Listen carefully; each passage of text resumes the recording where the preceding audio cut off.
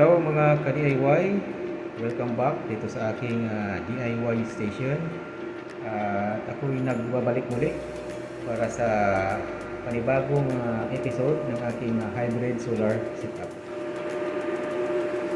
Pasensya na at medyo maingay dito dahil ako ay kasalukuyang battery testing, capacity testing ng aking Life PO4 battery na 314 amp hour. So abangan nyo po, gagawa po ako ng video sa testing na ito. Papakita ko sa inyo yung proseso ng aking capacity testing. So balik tayo uli doon sa aking hybrid solar setup na PowerMR 6.2 kilowatt. Ang buong panel na ito ay nilagay ko lang muna dito sa second floor, temporary, kasi yung DIY workshop ko ay hindi pa fully furnished. So pansamantala ay dito ko lang nilagay sa second floor. At yung load na nakakabit ngayon dito ay ground floor lang muna. At itong second floor ay direktang nakakabit pa doon sa grid line. Kasi complicated yung wiring ko doon at nandun yung service entrance niya. Hindi ako sanay mag live wire tapping. So pag nakatiyon ko, pag blackout buong araw, nag-announce yung late na walang kuryente, ay saka ko lang yan gagalawin. So ngayon balik tayo sa main topic.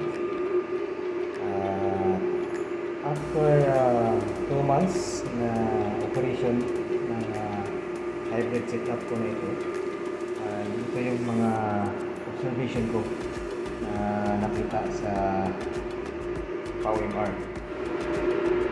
Ang unang napansin ko dito sa PowerMR, ang PowerMR inverter na ito ay bigla na lang siyang nagtitrip. Namamatay yung output ng inverter. Pero yung PowerMR mismo ay naka-on pa rin. Yung ano lang niya, yung output na voltage ay nagtitrip. At nagtitrip siya minsan tuwing hapon, yung mahina na yung sikat ng araw, at minsan sa gabi, at saka minsan sa madaling araw din.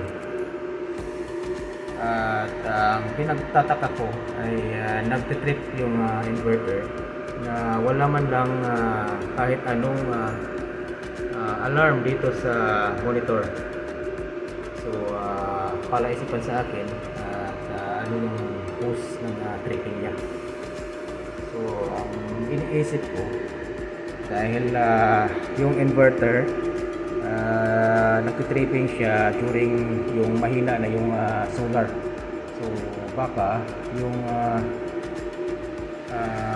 grid line ay nagkakaroon siguro ng fluctuation at nasisense ng inverter ay parang nag-trip siya at nag-restart. Yun lang ang iniisip ko, ang dahilan kung bakit siya nagtitripping. At yung bagay na yan ay magagawa naman ng paraan kapag nalagyan na ng battery itong aking setup. Kapag nalagyan ko na ito ng battery na buo na yung buong setup, itong grid line ang napapasok doon sa AC input ay i-disable ko na, i-off ko to palagi para magiging whole of grid na itong setup ko. So ang magiging function niya lang ngayon ng grid line pag napuo na yung setup ay magiging backup na lang siya. Yung ETS na mismo yung magtatrabaho pag namatay yung inverter, ang ETS na ang bahala na mag-divert dun sa grid line. And then, yung pangalawang na-observe ko dito sa PowerMR ay itong AC input na pumasok dito sa grid line. kahit na tirik yung araw, itong si grid line ay palaging nagbibigay ng kuryente doon dito sa inverter. So ang load ngayon ng bahay ay nasa 500 watts. Gumagana yung isang aircon ko. So 500 watts din yung pinoproduce ng solar panel, kasi ang nangyari as per demand lang siya dahil wala siyang battery. So ano yung kailangan ng load, yun din ang ipoproduce ng solar. So ang problema, kahit tirik na tirik yung araw, ay nagbibigay pa rin itong si grid ng nasa mga halos minsan 150 watts. Pag tumaas na yung load, nagbibigay siya ng mga hanggang 150 watts kahit na tirik yung araw. So papakita ko sa inyo. I-try kong i-off itong grid. Ngayon ay tirik na tirik yung araw, dapat kayang-kaya ng solar na paganahin yung load ko na 500 watts. At itong si grid naman ay nagbibigay pa rin kahit kaya ni solar. So i-off ko to, tingnan na din kung kakayanin ba ni solar.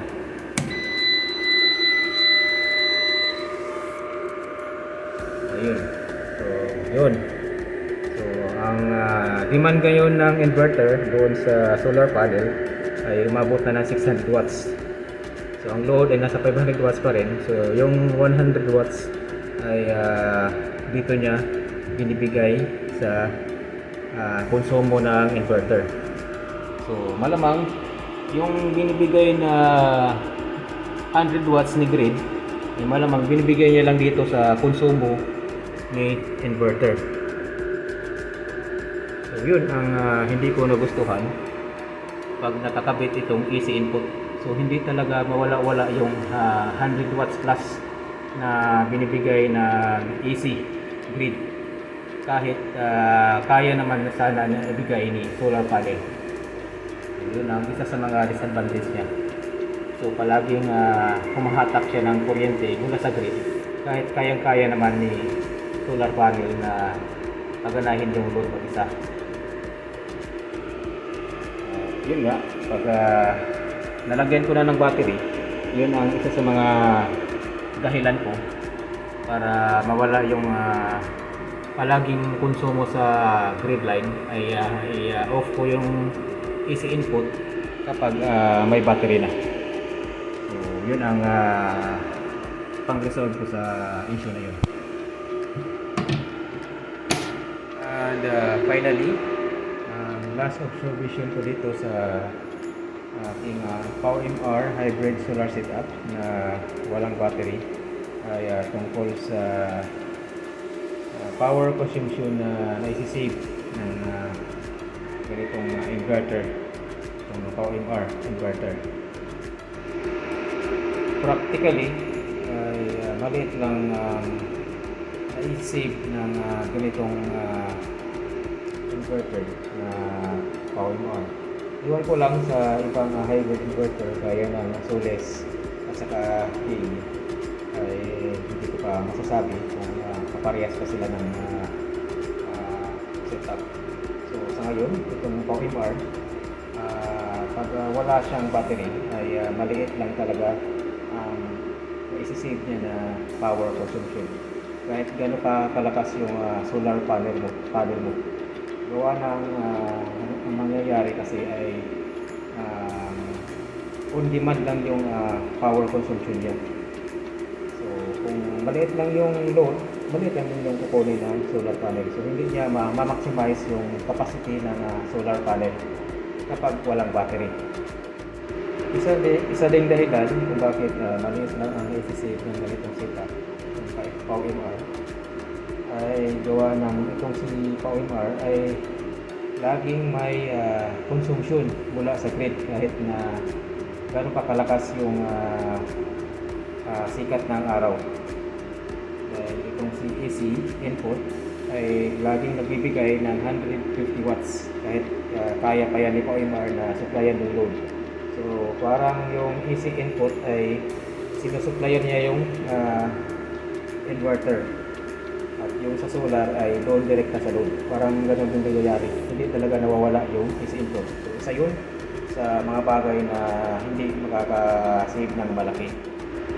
At saka dito sa ating bahay, may pinakamalaking load consumption ay tuwing gabi. So pag tuwing gabi ay full grid line na yung source ng kuryente. At gaya ng malaki yung load ko sa tuwing gabi ay talagang malakas pa rin yung konsumo ko sa grid line. So talagang isa siya sa dahilan na talagang maliit yung magiging savings ko. So sa 2 buwan na naka online itong setup na ito, ang total na na-save ko lang dito sa 2 buwan, yung total kilowatt hour na na-save ng solar ay 166 kilowatt hour as of now. Yun lang ang total na na-save ko, 166 kilowatt hour sa 2 buwan as of now na consumption. So ang pricing dito sa amin ay nag-average ng mga 30 pesos kada kilowatt.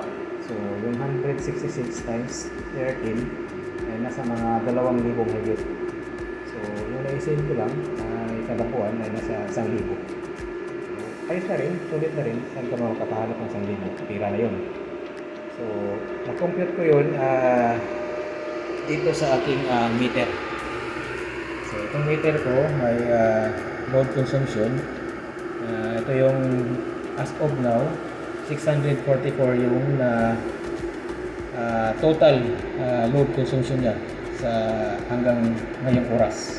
Tapos yung total naman na nakonsumo sa buong load sa buong bahay ay 811. So i-minus mo yan dito sa grid consumption ay nakakuha na ako ng 166. So yan yung na-save ng power inverter na ito. So sa ngayon ay yun lang ang na-observe ko sa aking Powemar hybrid setup, yung tatlong bagay na yun. Wala pa naman ako na encounter na iba pang issue. So sana ay wala sanang magka-problema. So sa susunod na video ay abangan nyo ang aking testing sa battery setup. Marinig pa akong ito-test. Kaya abangan nyo yung proseso ko dito sa pag-testing ng aking battery. So hanggang sa muli at stay tuned sa aking DIY station. Maraming salamat.